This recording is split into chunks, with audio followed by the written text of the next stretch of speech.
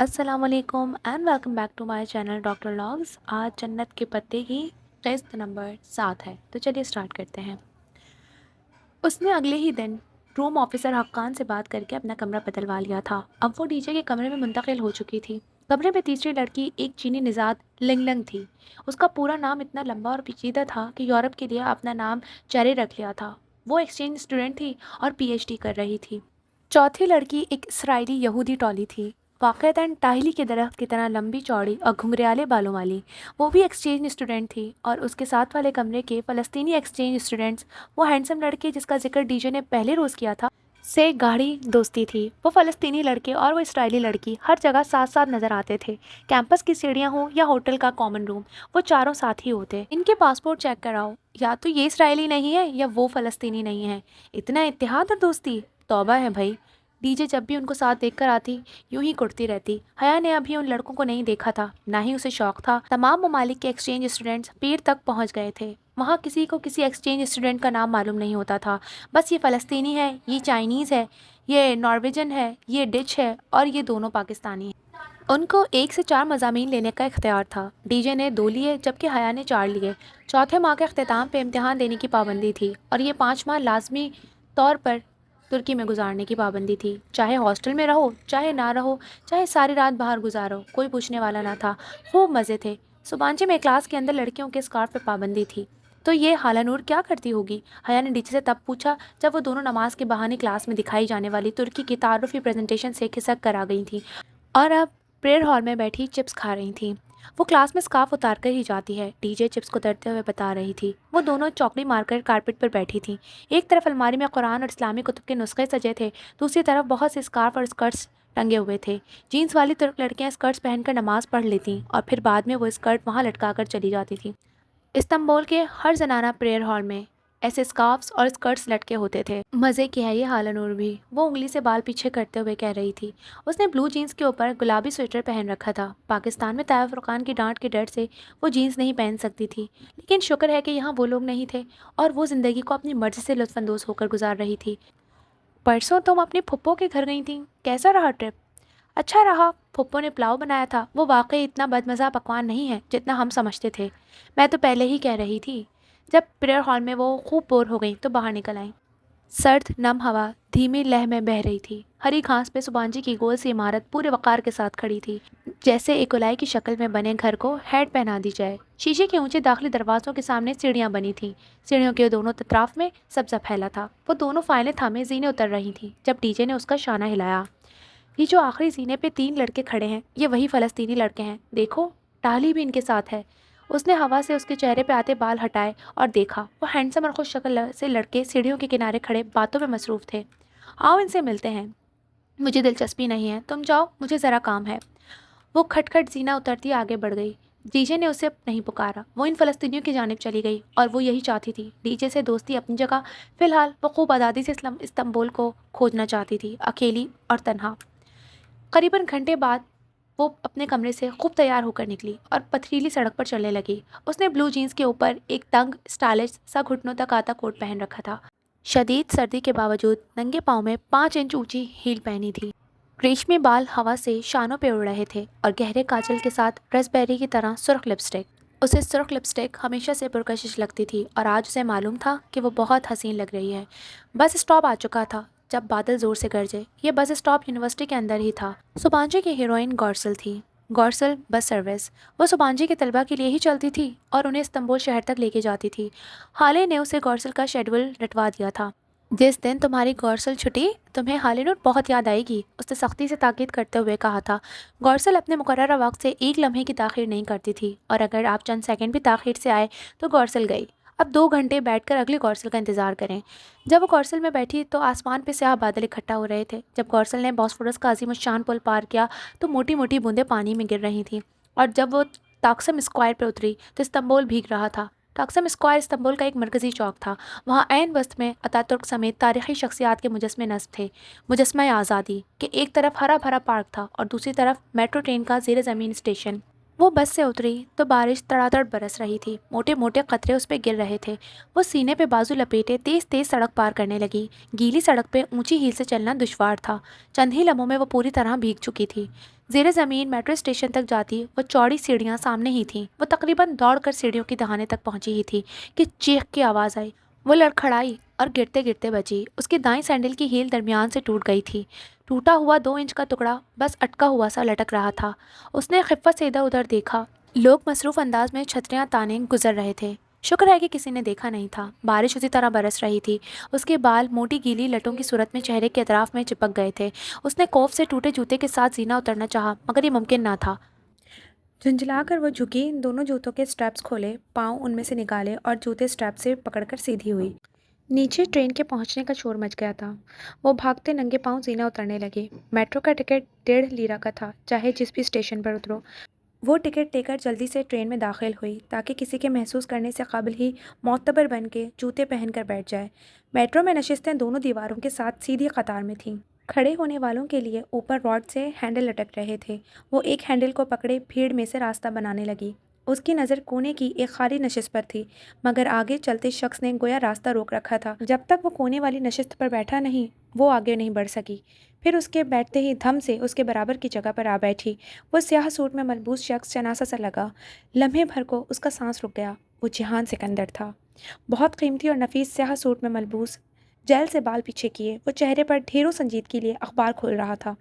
Brief case اس نے قدموں میں رکھ دیا تھا۔ وہ متحیر سی بیٹھی سامنے دیکھی گئی۔ کنکھیوں سے اسے وہ چہرے کے آگے اخبار پھیلائے نظر آ رہا تھا۔ سامنے والے قطار اور ان کی قطار کے درمیان جگہ اوپر لگے ہینڈل پکڑ کر کھڑے لوگوں سے بھرنے لگی تھی۔ وہ اس عجیب اتفاق پر اتنی ششدر بیٹھی تھی کہ ہاتھ سے لٹکے جوتے بھول ہی گئی۔ یاد رہا تو بس یہی کہ وہ کتنا قریب مگر کتنا دور تھا۔ وہ اسے کیسے مخاطب کرے، اور اگر وہ اسے دیکھے بنا ٹرین سے اتر گیا تو؟ اس کا دل ڈوبنے لگا، مگر وہ شاید اسے پہچانے بھی نہ۔ اس سرد مہر کم گو شخص سے اسے یہی توقع تھی۔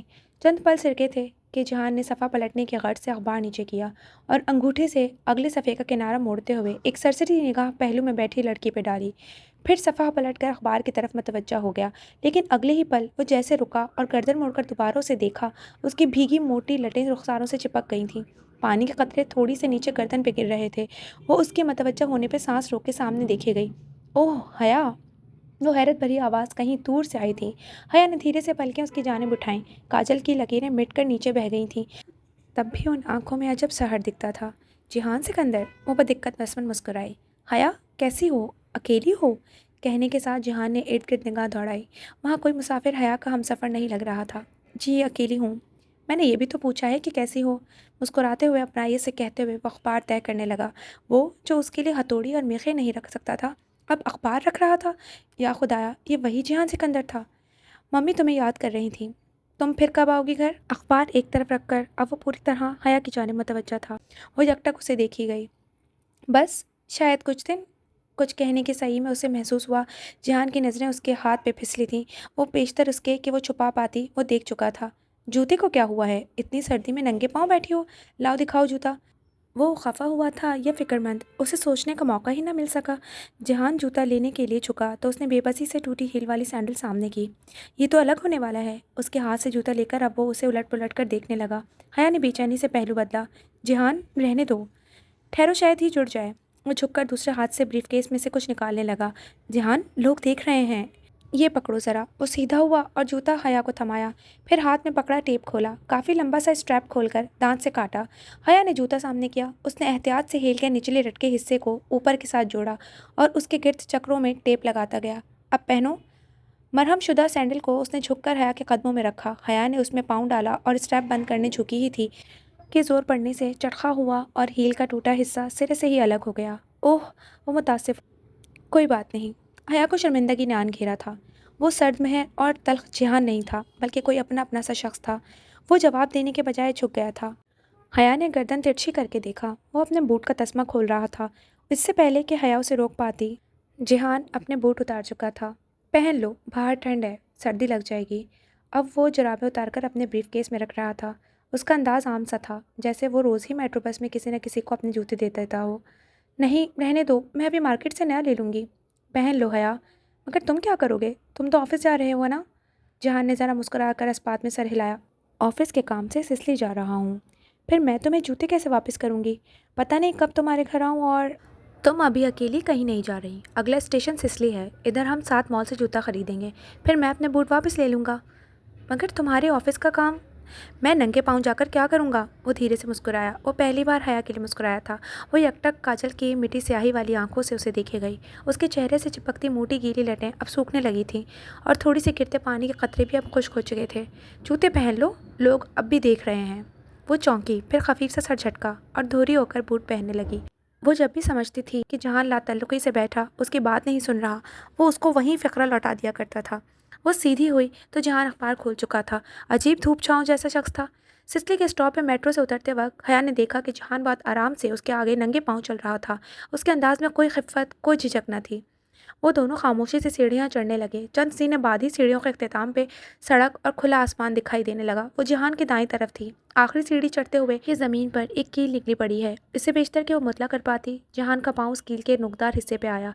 जब उसने वो दोबारा पाँव उठाया तो उसकी एड़ी से खून की नन्ही सी बूंद निकल गई थी।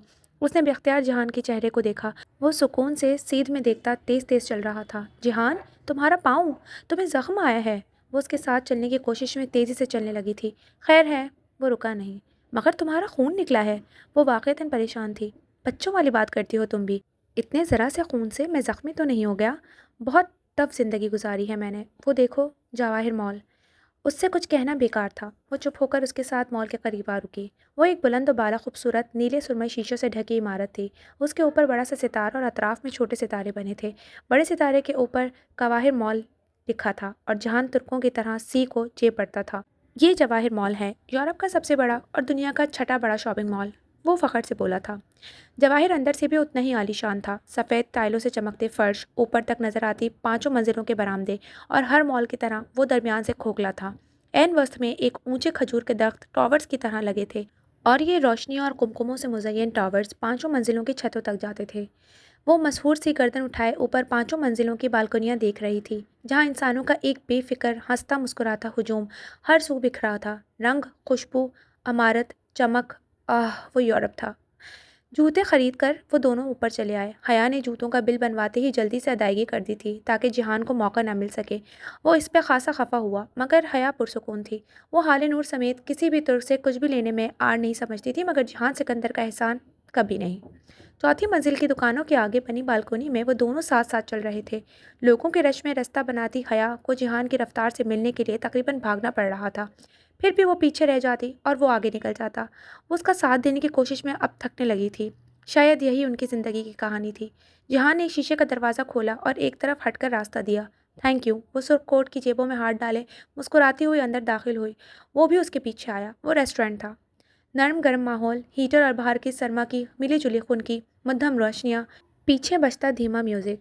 ऑर्डर करो। वो एक कोने वाली मेज़ के गिर्द आमने सामने बैठ गए थे तो जहान ने कहा। अपना कोट उतारकर उसने कुर्सी के पुश्त पर रख दिया था और अब वो कफ खोलकर आस्तीनें मोड़ रहा था। मगर ये दावत किस खुशी में है? हयात दोनों कोहनियाँ मेज़ पर टिकाए, दाएं हथेली थोड़ी तले टिकाए दिलचस्पी से उसे देख रही थी। चेहरे के दोनों अतराफ में गिरते बाल अब खासे सूख गए थे। तुम्हारी इस खूबसूरत कोट की खुशी में, और ये दावत मेरी तरफ से है। अब ऑर्डर करो। हया ने गर्दन झुकाकर एक सरसरी निगाह अपने कोट पर डाली। मगर दावत तुम्हारी तरफ से है तो ऑर्डर तुम्हें ही करना चाहिए। उसने जहान की बात नज़रअंदाज कर दी कि शायद मजाक कर रहा है। ठीक है। जहान ने मेन्यू कार्ड उठाया और सफ़े पलटने लगा। वो महब से उसके वजीह चेहरे को देखने लगी। वो क्या जानता था कि वो उसकी बीवी है? इतनी बड़ी बात वो ना जानता हो, क्या ये मुमकिन था? उस रोज़ तुमने बहुत गलत बात की थी जहान। मुझे तुम पे बहुत गुस्सा आया था। जब वो ऑर्डर कर चुका था तो वो यूं ही बंद मुट्ठी थोड़ी तले टिकाए उसे तकते हुए बोली, मैंने क्या किया था? वह हैरान हुआ। पता नहीं किसने मेरे नाम फूल भेजे और तुमने कहा कि मेरा वैलेंटाइन। मैं ऐसी लड़की नहीं हूँ जहान। ना ही मैं जानती हूँ कि वो फूल किसने भेजे थे। ओके। जहान ने समझने वाले अंदाज में अस्बात में सर को जुम्बिश दी, मगर वो जानती थी उसे यकीन नहीं आया। रेस्टोरेंट में गहमा गहमी थी। इर्द गिर्द वेटर्स मेज़ों के दरमियान रास्ता बनाते ट्रे उठाए तेज़ी से फिर रहे थे। बस मंजर में बजती मौसीकी के सुर बदल गए। अब एक तुर्क गुलकार धीमी लय वाला गीत गुनगुना रहा था। वैसे तुम सुबह सुबह कहाँ जा रही थी? मैं यहीं सिसली आ रही थी शॉपिंग वगैरह करने। वेटर कॉफ़ी ले आया था और अब उन दोनों के दरमियान झुका ट्रे से दूसरा कप उठाकर मेज़ पर रख रहा था। बहादुर लड़की हो, अकेली घूम फिर लेती हो। जहान ने मुस्कुराकर कहते हुए अपनी कॉफ़ी में शक्कर डाली। इस तंबोल में ये बहादुरी महंगी तो नहीं पड़ेगी? मतलब? कॉफ़ी का भाप उड़ाता हुआ कप लबों से लगाते हुए जिहान की आंखों में उलझन उभरी। उसने एक घूंट पीकर कप नीचे रखा। मतलब ड्रग माफिया, ऑर्गेनाइज्ड क्राइम और स्ट्रीट सीक्रेट ऑर्गेनाइजेशन जैसी तरकीबात से वास्ता तो नहीं पड़ेगा? वो कोहनियाँ मेज़ पर रखे आगे हुई और चेहरे पे सादगी सजाए आहिस्ता से बोली, क्योंकि सुना है यहाँ इन सबसे पाला पड़ सकता है। किससे सुन ली तुमने ऐसी खौफनाक बातें? जिहान ने मुस्कुराकर सर झटका। तुम बताओ, ये पाशा कौन है? पाशा को नहीं जानती तो तुर्की क्यों आई हो? मुस्तफ़ा कमाल पाशा या कमाल अतातुर्क, वो तुर्कों का बाप था। वो नहीं, मैं इस्तांबुल के पाशा की बात कर रही हूँ, अब्दुर्रहमान पाशा की। कॉफ़ी का कप लबों तक ले जाते हुए जहान ने रुक कर नासमझी से उसे देखा। कौन? कॉफ़ी से उड़ती भाप लम्हे भर के लिए उसके चेहरे को ढांप गई। एक भारतीय स्मगलर जो यूरोप से एशिया असला स्मगल करता है। Come on. उसने कप रखकर संजीदगी से हया को देखा। इस्तांबुल में ऐसा कोई माफिया राज नहीं है। ये किसने तुम्हें कहानियाँ सुना दी हैं? यूं ही मशहूर होने के लिए किसी ने अपने बारे में अफवाह उड़ाई होगी। तुम इस्तांबुल को क्या समझ रही हो? हाले की तरह वो एक खालिस तुर्क था, अपने इस्तांबुल के दिफा के लिए जी जान से तैयार। वेटर जहान के इशारे पर बिल लेके आया और जहान अपने बटुए से कार्ड निकालकर उसके फाइल में रख रहा था। राय होती है तो पहाड़ बनता है ना हया, ये पाकिस्तान नहीं है। जहान ने ज़रा तफाखुर से जता कर कहा तो उसके लब भींच गए। कार्ड रखकर जहान ने फाइल बंद करके एक तरफ रखी। पाकिस्तान में भी ये सब नहीं होता और बिल मैं दूंगी। हया ने तेज़ी से फाइल उठाई और खोली। जैसे मैं जानता ही नहीं। जहान की अगली बात लबों में ही रह गई। उनकी दाएं तरफ से एक वेटर ट्रे उठाए चला आ रहा था। अचानक एक दूसरा वेटर तेज़ी से उसके पीछे से आया और पहले वेटर से आगे निकलने की कोशिश की। पहले वेटर को ठोकर लगी, वो तवाज़ुन बरकरार ना रख पाया और नतीजतन उसकी दाएं हथेली पे सीधी रखी लकड़ी का ट्रे शुड़ शुड़ करता, भाप उड़ाता सिजलर प्लेटर बीफ स्टेक समेत उलट गया। मेज़ पे रखे हया के हाथ पे ट्रे और गरम बीफ इकट्ठे आकर लगे। वो बिलबिलाकर खड़ी हुई, फाइल और बिल नीचे जा गिरे। I am sorry, I am sorry. वो दोनों वेटर बैक वक्त चीज़ें ठीक करने लगे। ट्रे से कॉफ़ी का कप भी उलट गया था। वो सारी कॉफ़ी फर्श पर गिरी पड़ी थी। जहान नागवारी से तुर्क में उन्हें डांटने लगा। चंद मिनट माजरतों और मेज़ साफ़ करने में लग गए। वो वापस बैठा तो हया अपनी कलाई सहला रही थी। तुम्हें चोट आई है? दिखाओ, ज़्यादा चल तो नहीं गया? उसने हाथ बढ़ाया मगर हया ने कलाई पीछे कर ली। ज़रा सी चोट से मैं ज़ख्मी तो नहीं हो गई। बहुत टफ जिंदगी गुजारी है मैंने। बज़ाहिर मुस्कुराकर वो दर्द को दबा गई। हथेली सुर्ख पड़ चुकी थी और शदीद जल रही थी। मेरी बात और है, हाथ दिखाओ। मगर उसने हाथ गोद में रख लिया। ठीक है, इट्स ओके, कॉफ़ी का शुक्रिया और अब हमें चलना चाहिए। वो उठ खड़ी हुई। बिल वाली बात उसे भूल गई थी।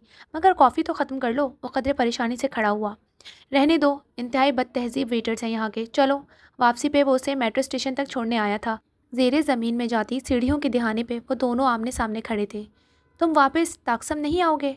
नहीं, वो दफ्तर यहाँ करीबी है जिससे काम के सिलसिले में मिलने आया था, इस तरफ। जहान ने बाजू उठाकर दूर एक तरफ इशारा किया। उसने सफ़ेद शर्ट की आस्तीनें यूं ही कोहनियों तक मोड़ रखी थी और कोट बाजू पे डाल रखा था। टाई की नॉब अब तक ढीली हो चुकी थी। वो यकीनन उसका एक वर्किंग डे ख़राब कर चुकी थी। वैसे तुम क्या करते हो? वो कोट की जेबों में हाथ डाले खड़ी गर्दन उठाए उसे देख रही थी। मैं एक गरीब सा रेस्टोरेंट ओनर हूँ। इस्तकलाल स्ट्रीट पे जो पहला बर्गर किंग है वो मेरा है। इस्तकलाल स्ट्रीट ताकसम स्क्वायर के बिल्कुल साथ है। देखी है ना तुमने? उसने गर्दन दाएं से बाएं और बाएं से दाएं हिलाई। तुम इस वीकेंड पर घर क्यों नहीं आ जाती? मम्मी खुश होंगी। और तुम? बेसाख्ता लबों से फिसला। मैं तो वीकेंड्स पे भी रेस्टोरेंट में होता हूँ। फिर फ़ायदा? उसने सोचा। कोशिश करूँगी। वो मुस्कुरा दी। उसने दायां हाथ जेब से निकाल कर बाल पीछे हटाए। तुम्हारा हाथ अभी तक सुर्ख है। अगर किसी दोस्त ने पूछ लिया तो क्या कहूँगी? कह दूंगी कि गदली बर्फ़ के साथ कीचड़ थी, घास पे वहीं फिसल गई। उसने लापरवाही से शाने उचकाए। अब कज़न के साथ कॉफ़ी पीने का किस्सा तो सुनाने से रही। फिसल गई तो हथेली रगड़ गई? हाँ। और घुटने? जान ने मुस्कुराकर उसकी जीन्स की तरफ देखा। मतलब? हया ने अबरू उठाए। लड़की, कवर स्टोरी पूरी बनाया करो। अगर तुम हथेलियों के बल कीचड़ में गिरो तो उसूलन तुम्हारे घुटनों पे भी रगड़ आनी चाहिए। फिर वो चंद कदम चलकर घास के खिते की तरफ गया, झुककर 3 उंगलियों से मिट्टी उठाई और वापस आकर उसके सामने की। इसे अपनी जीन्स पर लगा दो वरना तुम्हारी फ्रेंड्स यकीन नहीं करेंगी। इतना भी कोई शक्की मिजाज नहीं होता जिहान सिकंदर। उसने हंसकर अपने पोरों पे ज़रा सी गीली मिट्टी ली और झुककर घुटनों के ऊपर जीन्स पे मल दी। फिर हाथ झाड़ते हुए सीधी हुई। मैं कोशिश करूँगा कि हफ्ते की सुबह सारा काम ख़त्म करके घर आ जाऊँ। तुम हफ्ते की शाम ज़रूर आना।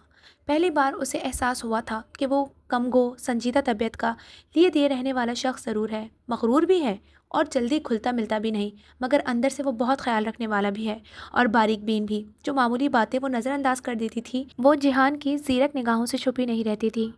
वो जब हॉस्टल वापस आई तो डीजे और हाले एक रिसाला खोले किसी तवील बहस में मगन थी। डीजे की निगाह सबसे पहले उसके सुर्ख हाथ पर पड़ी। एक जगह गदले बर्फ़ के साथ कीचड़ थी, वहीं फिसल गई। डीजे ने बेख्तियार उसके घुटनों पे लगे कीचड़ को देखा, फिर इस बात में सर हिलाया। हाँ, लग रहा है। हया बात बदलने के गर्ज से बोली, हाले हाले ये बालकनी की बत्ती कौन चलाता है? जैसे ही उसके नीचे जाओ तो वो जल उठती है। हाले, जो गौर से उसके कोट को देख रही थी, उसके सवाल पर निगाहें उठाकर उसे देखा। इनमें ऑटोमेटिक सेंसर्स लगे हैं। वो अपने रूम में किसी इंसान की मौजूदगी या फिर तेज हवा, आंधी वगैरह में खुद ब खुद जल उठती हैं। और दरवाज़ा बहुत देर से बंद हुआ था, खुद ब खुद। इन दरवाज़ों के कैचर स्लो हैं। ये चौखट पे देर से आकर लगते हैं ताकि हर वक्त की ठाठा से तलबा की पढ़ाई डिस्टर्ब ना हो।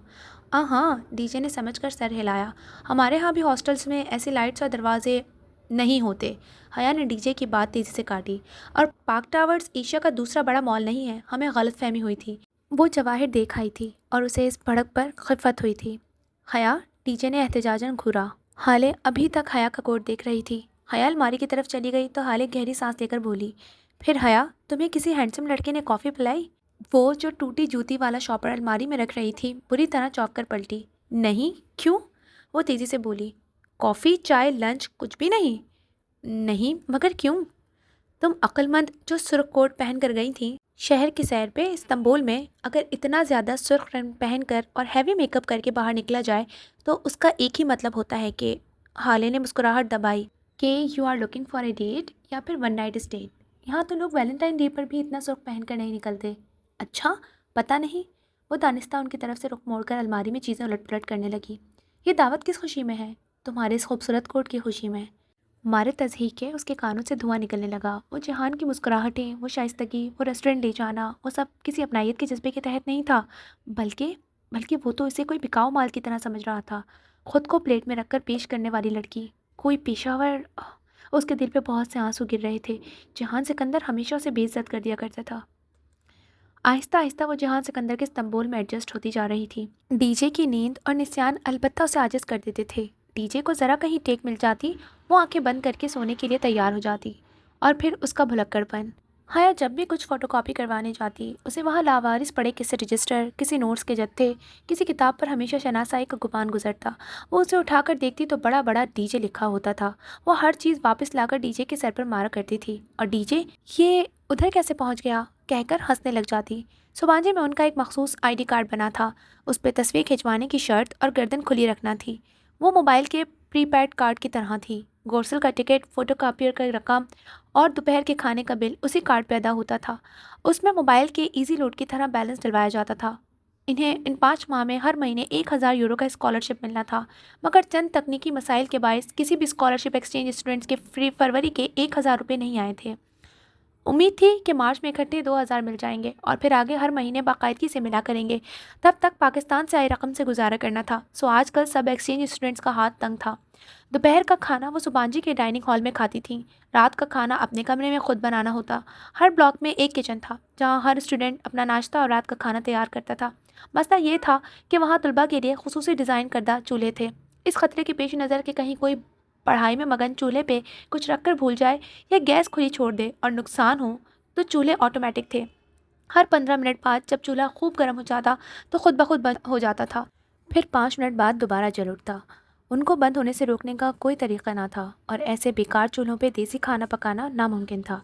हॉस्टल के ब्लॉक के करीब ही एक बहुत बड़ा लग्जरी सुपर स्टोर दियासा था।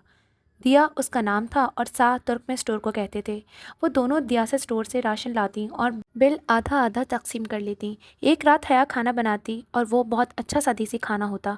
दूसरी रात डीजे की बारी होती और वो जो बनाती वो कुछ भी होता था मगर खाना ना होता। डीजे, मैं तुम्हारे सर पर उलट दूंगी। वो जब बगैर भुने उबली हुई सब्जी का सालन देखती या फिर उबले चावलों पे ऑमलेट के टुकड़े तो डीजे पे खूब चिल्लाया करती थी। और फिर तुर्की के मसाले, वो इतने फीके होते कि हया 4-4 चमचे भर के सुर्ख मिर्च डालती तो भी ज़रा सा जायका आता। खाने उसके भी फीके होते मगर डीजे से बेहतर थे। अलबत्ता अपने कमरे में रोज़ जब सुबह होती तो डीजे बैंक की सीढ़ियाँ फलांग कर उतरती और उसी तरह निहार मुँह खिड़की में खड़ी हो जाती। फिर पट खोलकर बाहर चेहरा निकालकर ज़ोर से आवाज़ लगाती, गुड मॉर्निंग डीजे। और जवाब में दूर किसी ब्लॉक से एक लड़का ज़ोर से पुकारता, टी बे। गालिबन वो डीजे के अल्फाज ठीक समझ नहीं पाता था। डीजे रोज़ सुबह सुबह यही अमल दोहराती थी। उसके टी बे कहने के बाद वो पुकारती, जालील। और वो लड़का जवाबन चिल्लाता, दादी। उसके बाद हया कंबल से मुंह निकाल कर कुशन उठाती और डीजे को ज़ोर से मारती। یوں اس کی اور اس کے اندیکھے لڑکے کی گفتگو اختتام پذیر ہوتی۔ گھر روز ہی بات ہو جاتی تھی، البتہ موبائل کے رجسٹریشن میں مسئلہ ہوا تھا۔ ڈی جے کا تو رجسٹرڈ ہو گیا تھا، مگر حیا کے ساتھ ہوا یوں کہ اس کے پاسپورٹ پہ جہاں انٹری کی تاریخ 5 فروری لکھی تھی، وہاں اوپر آفیسر کے دستخط کے باعث 5 کا حصہ بظاہر 6 لگ رہا تھا۔ تاریخ کا ذرا سا فرق مشکل پیدا کرنے لگا اور اس کا فون رجسٹر نہ ہو سکا۔ وہ ترک سم اس پہ استعمال نہیں کر سکتی تھی کیونکہ ہفتے کے بعد غیر رجسٹرڈ فون پہ ترک سم بلاک ہو جاتی تھی، تو خالے نے اسے اپنا ایک پرانا موبائل سیٹ دیا۔ وہ اس بدصورت موٹے بھدے فون کو برداشت کرنے پہ مجبور ہو گئی۔ اپنے موبائل پہ اس نے اپنی پاکستانی سم لگا دی تھی اور وہ رومنگ پر ٹھیک چل رہا تھا۔ تمہارا کہاں کا پلان ہے؟ حیا نے چاولوں کی پلیٹ میں سے چمچہ بھرتے ڈی جے سے پوچھا۔ یہ پلاؤ اب اس کا اور ڈی جے کا مرغوب ترین کھانا بن چکا تھا، اور ساتھ ساتھ ترک کوفتے اور پھلوں کا سلاد۔ وہ دونوں آمنے سامنے ڈائننگ ہال میں بیٹھی جلدی جلدی کھانا کھا رہی تھیں۔ میں سسلی جانا چاہتی ہوں شاپنگ وغیرہ کے لیے، اور تم تو اپنی پھپھو کے گھر جاؤ گی ہے نا؟ ڈی جے کوفتے کے سالن میں سے تیل نکال کر دوسرے پیالے میں ڈال رہی تھی۔ وہ یوں ہی ہر سالن میں سے تیل نکالا کرتی تھی، تلی ہوئی چیزوں کو اخبار میں لپیٹ کر دباتی اور پھر کھاتی۔ ہاں، اور تم ہڈیوں کا ڈھانچہ اسی لیے ہو۔ حیا نے رک کر ناگواری سے اس کے عمل کو دیکھا۔ وہ بنا اثر لیے اوپر آیا تیل دوسرے پیالے میں انڈیلتی رہی۔ ڈائننگ ہال بے حد وسیع و عریض تھا، ہر سو زرد روشنیاں جگمگا رہی تھیں۔ وہاں 2 لمبی سی قطاروں میں مستطیل میزیں لگی تھیں اور دونوں قطاروں کی چاروں طرف کرسیوں کی سرحد بنی تھی۔ ہر طرف گہما گہمی رش اور شور سا تھا۔ دفعتاً پلیٹ کے ساتھ رکھا حیا کا فون بج اٹھا۔ اس نے چمچہ پلیٹ میں رکھا اور نیپکن سے ہاتھ صاف کرتے ہوئے چمکتی اسکرین کو دیکھا۔ تایا فرقان ہوم کالنگ۔ حیا، ارم بول رہی ہوں۔ کیسی ہو ارم؟ نوالا منہ میں تھا، اس لیے اس کی پھنسی پھنسی آواز نکلی تھی۔ ٹھیک، تم سناؤ؟ ارم کی آواز میں ذرا بے چینی تھی۔ سب خیریت ہے، تم سناؤ، کوئی بات ہوئی ہے کیا؟ نہیں۔ ہاں ہاں سنو، ایک بات تھی۔ ارم کی آواز دھیمی سرگوشی میں بدل گئی۔ کہو، میں سن رہی ہوں۔ اس کے ذہن کے پردے پر وہ ویڈیو ابھری تھی۔ وہ یار، عجیب سی بات ہے، مگر تم ابا وغیرہ کو نہ بتانا۔ اصل میں کل شام جب میں یونیورسٹی سے واپس آئی تو گیٹ کے قریب ایک خواجہ سرا تھا، اس نے مجھے روکا۔ حیا بالکل دم سادھے سن رہ گئی۔ پل بھر کو اسے ڈائننگ ہال کی آوازیں آنا بند ہو گئی تھیں۔ اس کی سماعت میں صرف ارم کے الفاظ گونج رہے تھے۔ پہلے تو میں ڈر گئی، مگر اس نے کوئی غلط حرکت نہیں کی تو مجھے تسلی ہوئی۔ وہ مجھ سے تمہارا پوچھ رہا تھا کہ حیا باجی کہاں ہیں اور کیسے ہیں، امریکہ پہنچ گئی خیریت سے؟ میں نے بتایا کہ وہ امریکہ نہیں ترکی گئی ہیں۔ پھر وہ کہنے لگا کہ میں تمہیں اس کا سلام اور وہ جھجکی تھی اور دعا دے دوں۔ اور کچھ نہیں، مگر تم ابا وغیرہ کو مت بتانا کہ میں نے ایک خواجہ سرا سے بات کی ہے۔ یہ بات تمہیں اس سے مخاطب ہونے سے قبل سوچنی چاہیے تھی۔ بہرحال میں نہیں جانتی وہ کون ہے۔ کیا نام بتایا اس نے اپنا؟ ڈالی۔ پتہ نہیں کون ہے، آئندہ ملے تو بات نہ کرنا بلکہ نظر انداز کر کے گزر جانا۔ مزید چند باتیں کر کے اس نے فون رکھ دیا اور دوبارہ پلیٹ کی طرف متوجہ ہو گئی۔ ویسے تمہاری پھپھا کا کوئی ہینڈسم بیٹا ہے؟ ڈی جے نے نیپکن سے ہاتھ صاف کر کے مگن سے انداز میں پوچھا۔ اس کا ہاتھ رک گیا۔ وہ چونک کر اسے دیکھنے لگی۔ کیوں؟ تمہاری چمک دمک دیکھ کر یہ خیال آیا۔ ڈی جے نے مسکراہٹ دباتے اپنی اینک انگلی سے پیچھے کی۔ حیا نے یوں ہی چمچہ پکڑے گردن جھکا کر خود کو دیکھا۔ پاؤں کو چھوتے زرد فراک اور چوڑی دار پجامے میں ملبوس تھی۔ فراک کی زرد شیفون کی تنگ چوڑی دار آستینیں کلائی تک آتی تھیں۔ شیفون کا دوپٹہ اس نے گردن کے گرد لپیٹ رکھا تھا۔ بال حسب عادت سمیٹ کر دائیں کندھے پر آگے کو ڈال رکھے تھے۔ ہاں ہے ایک بیٹا، مگر شادی شدہ ہے۔ وہ لاپرواہی سے شانے اچکا کر پلیٹ میں پڑا کوفتہ کانٹے سے توڑنے لگی۔ سارا مزہ ہی کرکرا کر دیا۔ اوہ ڈی جے، یہ کیا ہے؟ وہ ڈی جے کے پیچھے کچھ دیکھ کر رکی تھی۔ کوفتہ ہے اور کیا؟ ڈی جے نے کانٹے میں پھنسے کوفتے کو دیکھ کر کہا۔ اوفو، اپنے پیچھے دیکھو۔ اس نے جھنجھلا کر کہا تو ڈی جے نے گردن موڑی۔ وہاں ایک قدرے فربہی مائل لڑکی چلی آ رہی تھی۔ حیرت انگیز بات یہ تھی کہ وہ شلوار قمیض اور دوپٹے میں ملبوس تھی۔ سبانجی میں ہم وطن؟ ڈی جے نے بے یقینی سے پلکی جھپکی۔ اگلے ہی پل وہ دونوں اپنے اپنے کوٹ اٹھا کر کھانا چھوڑ کر اس کی جانب لپکیں۔ وہ لڑکی اپنی کتابیں سنبھالتی چلی آ رہی تھی، ان دونوں کو دیکھ کر ٹھٹکی۔ وہ ڈی جے کی شلوار قمیض اور حیا کا فراک پجامہ بے یقینی سے دیکھ رہی تھی، اور وہ دونوں اس کی شلوار قمیض۔ آپ پاکستانی ہیں؟ حیا پرجوش سے اس کے پاس گئی۔ ڈی جے اس سے ذرا پیچھے تھی۔ نہیں، میں انڈین ہوں۔ ڈی جے ڈھیلی پڑ گئی۔ رہنے دو حیا، مجھے ابھی ورلڈ کپ کا غم نہیں بھولا۔ اس نے سرگوشی کی۔ 3 سال پہلے مصباح الحق کا آخری بال پر آؤٹ ہونا ڈی جے کو کبھی نہیں بھولتا تھا۔ حیا نے زور سے اپنا پاؤں ڈی جے کے جوتے پر رکھ کر دبایا۔ ہم پاکستانی ایکسچینج اسٹوڈنٹس ہیں، حیا سلیمان اور خدیجہ رانا۔ آپ؟ میں انجم ہوں۔ میں اور میرے ہسبینڈ پی ایچ ڈی کر رہے ہیں اور ہم یہاں پڑھاتے بھی ہیں۔ ادھر فیکلٹی میں ہمارا اپارٹمنٹ ہے، وہیں رہتے ہیں ہم۔ کبھی آؤں نا ادھر؟ انجم ان دونوں سے زیادہ پرجوش ہو گئی تھی۔ شیور انجم باجی، ڈی جے ان کا مسلمان ہونا سن کر پھر سے خوش ہو گئی تھی۔ وہ تینوں کافی دیر وہاں کھڑی باتیں کرتی رہیں، اور جب ڈی جے کو یاد آیا کہ گورسل نکلنے میں 5 منٹ ہیں تو انجم باجی کو جلدی سے خدا حافظ بول کر وہ اپنا کوٹ ہاتھوں میں پکڑے باہر بھاگی۔ وہ تاکسم کی پارک میں سنگی بینچ پر بیٹھی تھی۔ اس نے اپنا سفید لمبا اونی کوٹ اب زرد فراک پر پہن لیا تھا اور سر جھکائے ہاتھ میں پکڑی شکن زدہ چٹ پے سے سبین پھپھو کا نمبر موبائل پہ ملا رہی تھی۔ ابھی تک اس نے اس نمبر کو موبائل میں محفوظ نہیں کیا تھا۔ وہاں دور تک سبزہ پھیلا تھا، خوشنما پھول اور رنگوں تتلیوں کی بہتات ہوا اس کے لمبے بال اڑا رہی تھی۔ وہ موسم سے لطف اندوز ہوتے ہوئے فون پر جاتی گھنٹی سننے لگی۔ ہیلو، بہت دیر بعد جہان نے فون اٹھایا۔ جہان، میں حیا، اس کے انداز میں خفت در آئی۔ اسے کہہ رکھا تھا اس لیے آج جا رہی تھی، ورنہ اس سرخ کوٹ نے تو اسے خوب بے وقت کیا تھا۔ ہاں حیا بولو، وہ مصروف سا لگ رہا تھا۔ میں وہ تاکسم پہ ہوں، تم مجھے یہاں سے پک کر کے کھرلی جا سکتے ہو؟ آج ویکینڈ تھا تو سوری حیا، میں شہر سے باہر ہوں، تم گھر ممی کو فون کر لو نا۔ یہ تمہارے گھر کا نمبر نہیں ہے؟ اس نے حیرت سے چٹ کو دیکھا۔ نہیں، یہ تو میرا موبائل نمبر ہے۔ تو کیا اس نے داور بھائی کی مہندی والے روز جہان کے موبائل پہ فون ملایا تھا؟ اوہ، مجھے پھپھو کا نمبر لکھوا دو۔ جہان نے فوراً نمبر لکھوا دیا۔ اچھا، میں ڈرائیو کر رہا ہوں، پھر بات ہوتی ہے۔ مزید کچھ سنے بغیر اس نے فون بند کر دیا۔ وہ دل محسوس کر رہ گئی، عجیب اجنبی سا اپنا تھا۔ پھپھو اسے کیب پر لینے آئی تھیں۔ وہ چند لیرہ کے بچت کے چکر میں کیب کر کے نہیں گئی تھی، خوب شرمندہ ہوئی۔ گاڑی نہیں تھی تو بتاتی، میں تو ایسے ہی۔ کوئی بات نہیں، گاڑی تو جہان کے پاس ہی ہوتی ہے۔ اور وہ مزید شرمندہ ہوئی، پھر گردن موڑ کر کھڑکی کے باہر دوڑتے درخت دیکھنے لگی۔ اسے پھپھو کچن میں ہی لے کر آئیں۔ حسب عادت وہ کام میں مصروف ہو گئیں۔ یہ میرے لیے اتنا بکھیڑا پالنے کی کیا ضرورت تھی؟ وہ ارد گرد پھیلی اشیاء کو دیکھ کر خفا ہوئی۔ کوئی بات نہیں، تم میری بیٹی ہو، میرا ہاتھ بٹا دو گی، اس لیے میں نے یہ سب شروع کر لیا۔ دونوں کے درمیان پچھلی ملاقات کے ناخوشگوار اختتام کا کوئی تذکرہ نہ ہوا، جیسے کچھ ہوا ہی نہ ہو۔ چلیں، آج پلاؤ تو میں ہی بناتی ہوں، مجھے ریسیپی سمجھاتی جائیں۔ ویسے بھی ترکوں کی میز اس پلاؤ کے بغیر ادھوری لگتی ہے۔ وہ کوٹ اسٹینڈ پر لٹکا کر آستینے کلائی سے ذرا پیچھے کرتی واپس آئی۔ دوپٹہ اس نے اتار کر کرسی پہ رکھ دیا تھا۔ پہلے تو تم چکن کی بوٹیاں کاٹ دو۔ انہوں نے ٹوکری میں رکھے مرغ مسلم کی طرف اشارہ کیا اور خود چولہے پر چڑھی دیگچی میں چمچہ ہلانے لگی۔ چھری تو یہ پڑی ہے، کٹنگ بورڈ کدھر ہے؟ وہ ادھر ادھر دیکھنے لگی۔ Cutting board? اوہو، وہ تو صبح سے نہیں مل رہا۔ جہان بھی پتہ نہیں چیزیں اٹھا کر کدھر رکھ دیتا ہے۔ ٹھہرو، میں ایک پرانا بورڈ لے آؤں اوپر ایٹک سے۔ آپ رہنے دیں، میں لے آتی ہوں۔ ایٹک اوپر کس طرف ہے؟ سیڑھیوں سے اوپر راہداری کے آخری سرے پہ، مگر تمہیں تکلیف ہوگی، میں خود۔ آپ گوشت بھونے، جل نہ جائے، میں بس ابھی آئی۔ وہ ننگے پاؤں چلتی باہر لانگ روم تک آئی۔ سیڑھیوں کے ساتھ لگے قد آور آئینے میں اسے اپنا عکس دکھائی دیا تو ذرا سی مسکرا دی۔ فرش کو چھوتے زرد فراک میں وہ کھلتے پھولوں کی طرح لگ رہی تھی۔ گلے کا کاٹ کھلا تھا اور اس کے دہانے پہ چھوٹے چھوٹے سورج مکھی کے پھولوں کی لیس نیم دائرے میں لگی تھی۔ یوں لگتا تھا اس کی خوبصورت لمبی گردن میں سورج مکھی کے پھولوں کا ڈھیلا سا ہار لٹک رہا ہو۔ اس نے انگلیوں سے فراک پہلوؤں سے ذرا سا اٹھایا اور ننگے پاؤں لکڑی کے زینوں پر چڑھنے لگی۔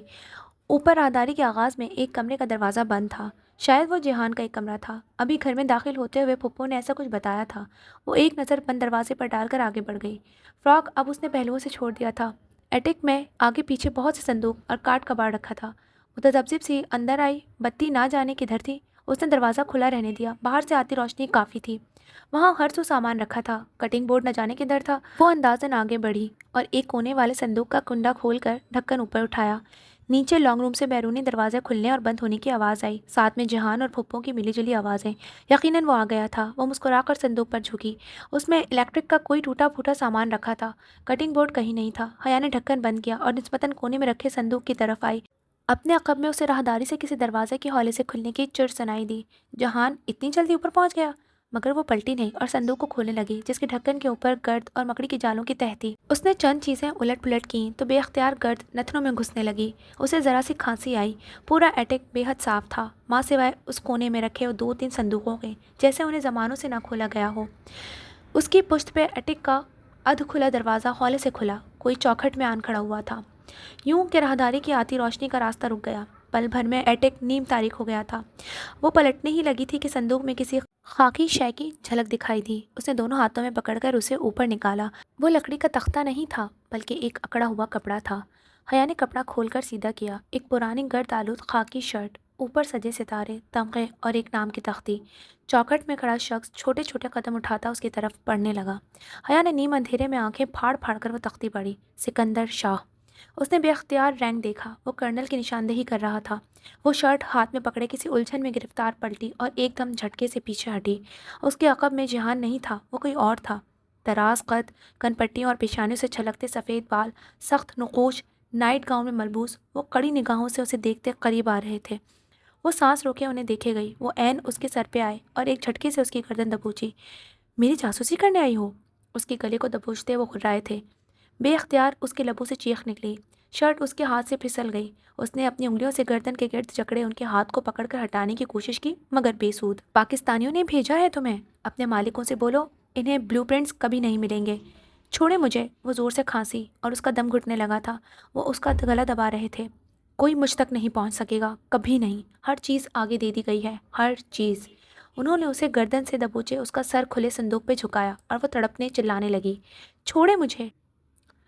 وہ اپنے ناخن ان کے ہاتھ میں چبھا کر ان کو ہٹانے کی ناکام صحیح کر رہی تھی۔ تمہیں واپس نہیں جانے دوں گا، وہ بلیو پرنٹس تمہیں کبھی نہیں ملیں گے۔ حیا کا سانس رکنے لگا تھا۔ وہ اس کا سر صندوق میں دے کر اوپر سے ڈھکنا بند کر رہے تھے۔ اسے لگا وہ مرنے والی ہے۔ امی، امی، وہ وحشت سے چلانے لگی۔ وہ اس کو گردن سے دبوچے اس کا سر منہ کے بل اندر دے رہے تھے۔ گرد سے اٹے صندوق میں اس کا سانس اکھڑنے لگا۔ چھوڑیں! دھاڑ سے دروازہ کھلا اور کوئی غصے سے چلاتا اندر آیا۔ اس کی گردن کے گرد جکڑے ہاتھ کو کھینچ کر الگ کیا اور ادھ کھلا ڈھکن پورا کھول کر دوہری ہو کر اوندھی جھکی حیا کو بازو سے پکڑ کر پیچھے ہٹایا۔ کیا کر رہے تھے آپ؟ وہ آپ کی بیٹی کی طرح ہے۔ ایک بات میری دھیان سے سنیں، آئندہ اگر آپ نے اسے نقصان پہنچانے کی کوشش کی تو اچھا نہیں ہوگا۔ انگشت اٹھا کر سختی سے وہ انہیں تنبیہ کر رہا تھا۔ جہان کو دیکھ کر وہ 2 قدم پیچھے ہٹ کر خاموشی سے اسے سنتے گئی۔ اور تم؟ وہ حیا کی طرف پلٹا، ایک غصیلی نگاہ اس پر ڈالی اور کونی سے پکڑ کر اسے کھینچتا باہر لایا۔ اوپر کیوں آئی تھی؟ کس نے کہا تھا ادھر آؤ؟ سیڑھیوں کے دہانے پہ لا کر اس نے حیا کا چہرہ دیکھا۔ اس کی آنکھوں سے آنسو بہہ رہے تھے۔ دہشت سے چہرے کا رنگ لباس کے مانند زرد پڑ چکا تھا۔ گردن پہ انگلیوں کے سرخ نشانات پڑے تھے۔ وہ ہولے ہولے کانپ رہی تھی۔ وہ پھپھو کا بیٹا مر گیا تھا جو انہوں نے تمہیں بھیجا، منع بھی کیا تھا، مگر یہاں کوئی سنے تو؟ وہ غصے میں بولتا اسے کوہنی سے پکڑے نیچے سیڑھیاں تیزی سے اترنے لگا۔ وہ اس کے ساتھ کھینچے چلی آ رہی تھی۔ پھپھو پریشان سی آخری سیڑھی کے پاس کھڑی تھی۔ میں بکواس کر کے گیا تھا نا، مگر میری سنتا کون ہے اس گھر میں؟ 2 دن کے لیے نہ ہوں تو سارا نظام الٹ جاتا ہے۔ پورے گھر کو پاگل کر دیا ہے انہوں نے۔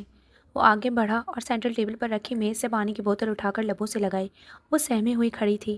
جہان کو اتنی شدید غصے میں اس نے پہلی دفعہ دیکھا، اور اتنی شستہ اردو بولتے ہوئے بھی۔ میں انہیں دیکھتی ہوں، پھپھو پریشانی سے کہتے ہوئے اوپر سیڑھیاں چڑھ گئیں۔ وہ گھونٹ پہ گھونٹ چڑھا گیا، بوتل خالی کر کے میز پہ رکھی اور اسی طرف دیکھا۔ باہر آؤ، مجھے تم سے بات کرنی ہے، وہ کہہ کر دروازہ کھول کر باہر نکل گیا۔ وہ ڈری سہمی ہوئی چھوٹے چھوٹے قدم اٹھاتی اس کے پیچھے آئی۔ وہ بیرونی دروازے کے آگے بنے سٹیپس پہ بیٹھا تھا۔ حیا نے دروازہ بند کیا اور اس کے ساتھ آ بیٹھی۔ زرد فراک پھسل کر اس کے ننگے پاؤں کو ڈھانپ گیا تھا۔ باہر سردی تھی مگر اسے نہیں لگ رہی تھی۔ جو بھی ہوا میں اس کے لیے معذرت خواہ ہوں، وہ سامنے دیکھتے ہوئے کہہ رہا تھا۔ نیلی جینس کے اوپر پہنے بھورے سویٹر کو عادتاً کونیوں سے ذرا آگے تک موڑے وہ ہمیشہ کی طرح وجھی اور اسمارٹ لگ رہا تھا۔ غصہ اب کہیں نہیں تھا، وہ پہلے والا دھیما اور سنجیدہ جہان بن گیا تھا۔ ابا کی طبیعت ٹھیک نہیں رہتی، وہ اپنے حواسوں میں نہیں ہوتے۔ کئی دفعہ انہوں نے ممی کو بھی مارنے کی کوشش کی ہے، مگر مجھے کچھ نہیں کہتے۔ ڈرتے نہیں ہیں، شاید نفرت کرتے ہیں۔ سامنے سبزہ تھا، اس سے آگے سفید لکڑی کی باڑ اور باڑ سے ہی بنا گیٹ۔ باڑ کے تختوں کے دروازوں سے باہر گیلی سڑک دکھائی دیتی تھی۔ نم ہوا گھاس پر سے سرسراتی ہوئی گزر رہی تھی۔ وہ گھٹنوں کے گرد بازوؤں کا حلقہ بنائے چہرہ جہان کی جانب موڑے بیٹھی تھی۔ فراق کا فرش کو چھوتا دامن ہوا کی لہروں سے پھڑپڑاتا ہوا اوپر اٹھ جاتا تو پاجامے کی تنگ چوڑیوں میں مقید ٹخنے اور پاؤں چھلکنے لگتے۔ میرا بھی دل کرتا ہے میں پاکستان جاؤں، اپنے رشتہ داروں کے درمیان رہوں، اپنا آبائی گھر دیکھوں، مگر ہم پاکستان نہیں جاتے۔ اور تم اس دن ممی کو تانا دے رہی تھی کہ ہم پاکستان نہیں آتے۔ نہیں، وہ گڑبڑا گئی، مگر وہ سن نہیں رہا تھا۔ حیا، ہم کبھی پاکستان واپس نہیں جا سکتے۔ مگر کیوں؟ وہ سناٹے میں رہ گئی۔ وہ چند لمحے چپ رہا، پھر آہستہ سے کہنے لگا، میرے دادا اپنے کاروبار کے سلسلے میں استنبول آیا کرتے تھے۔ اس گھر کی زمین انہوں نے ہی خریدی تھی، بعد میں ابا نے ادھر گھر بنوایا۔ تب وہ پاکستان آرمی کی طرف سے یہاں پوسٹڈ تھے۔ میں استنبول میں ہی پیدا ہوا تھا، اور ابا کے دوبارہ اسلام آباد پوسٹنگ ہونے کے بعد بھی میں اور ممی ادھر دادا کے ساتھ رہتے تھے۔ میرے دادا بہت اچھے، بہت عظیم انسان تھے۔ انہوں نے مجھے بہت کچھ سکھایا، دین، دنیا، عزت، بہادری اور وقار سے جینے اور شان سے مرنے کا سبق انہوں نے ہی مجھے دیا تھا۔ میں 8 سال کا تھا جب دادا فوت ہوئے تو میں اور ممی کچھ عرصے کے لیے پاکستان آ گئے، اور تبھی وہ واقعہ ہوا جس نے ہماری زندگی بدل دی۔ حیا کا سانس رک گیا۔ تبھی تو ان کا نکاح ہوا تھا، تو کیا وہ باخبر تھا؟ جن دنوں میں اور ممی پاکستان میں تھے، بلکہ تمہارے گھر میں تھے، ابا آنن فانن ترکی فرار ہو گئے۔ فرار اس لیے کہ انہوں نے ایک حساس مقام کے بلیو پرنٹس ان کو بیچ دیے تھے جو ہمیشہ خریدنے کے لیے تیار رہتے تھے۔ ثبوت انہوں نے نہیں کوئی چھوڑا، مگر تفتیش شروع ہوئی تو بہت کچھ کھلنے لگا۔ ابا نے ترکی سے ہی اپنا استعفیٰ بھجوا دیا، پیچھے عدالت میں مقدمہ چلا اور وہ غدار ٹھہرائے گئے۔ ان کی جرائم کی فہرست خاصی طویل تھی۔ ان کو سزائے موت سنا دی گئی اور انہوں نے ترکی میں سیاسی پناہ حاصل کر لی۔ کچھ تعلقات کام آئے اور کچھ رشوتیں۔ ابا کو ترک حکومت کبھی ڈیپورٹ نہ کر سکی، نہ ہی انٹرپول نے کوئی قدم اٹھایا۔ قصہ مختصر، ابا جس دن پاکستان کی سرزمین پر قدم رکھیں گے وہ گرفتار ہو جائیں گے اور ان کو پھانسی دے دی جائے گی۔ یہ بات تمہارے والدین کو پتہ ہے، مگر بدنامی کے ڈر سے کسی کو بتائی نہیں جاتی۔ وہ کسی بھی جذبے سے آری نگاہوں سے سامنے باڑ کو دیکھتا رہا۔ حیا یکٹک اسے دیکھی گئی۔ اس کے گھر میں پھپھو کے شوہر کا ذکر کوئی نہیں کرتا تھا، شاید دانستہ طور پہ ایسا کیا جاتا تھا۔ میں ایک غدار کا بیٹا ہوں، میرا باپ ایک ملک دشمن ہے، اس ذلت کے باوجود ہم ابا کے ساتھ رہنے پہ مجبور ہیں۔ احساس جرم ہے یا قدرت کی سزا؟ وہ وقت گزرنے کے ساتھ ساتھ اپنا ذہن کھوتے جا رہے ہیں۔ سزائے موت کا خوف ان کے لیے ناسور بنتا جا رہا ہے۔ جو انہوں نے تمہارے ساتھ کیا اس پہ ان کو معاف کر دینا۔ وہ میرے باپ ہیں، اور باوجود اس کے کہ یہ حقیقت بہت جگہ پہ میرا سر جھکا دیتی ہے، میں ان سے محبت کرنے پہ مجبور ہوں۔ حیا نے گہری سانس لی۔ اس کے کسی قصے میں اس کا قصہ نہیں تھا، کسی داستان میں اس کی داستان نہ تھی۔ میں کام سے باہر جا رہا ہوں، آج کھانا کھا کر جانا۔ وہ اٹھا اور دروازہ کھول کر اندر چلا گیا۔ شاید وہ صرف ابھی تنہائی چاہتا تھا۔ حیا گردن موڑ کر اسے جاتے ہوئے دیکھنے لگی۔ وہ ننگے پاؤں لکڑی کے فرش پہ چلتا سیڑھیوں پر بڑھ رہا تھا۔ تو یہ تھی آج کی قسط۔ انشاءاللہ اگلی قسط میں حاضر ہوتے ہیں۔ اپنا خیال رکھیے گا۔ اللہ حافظ۔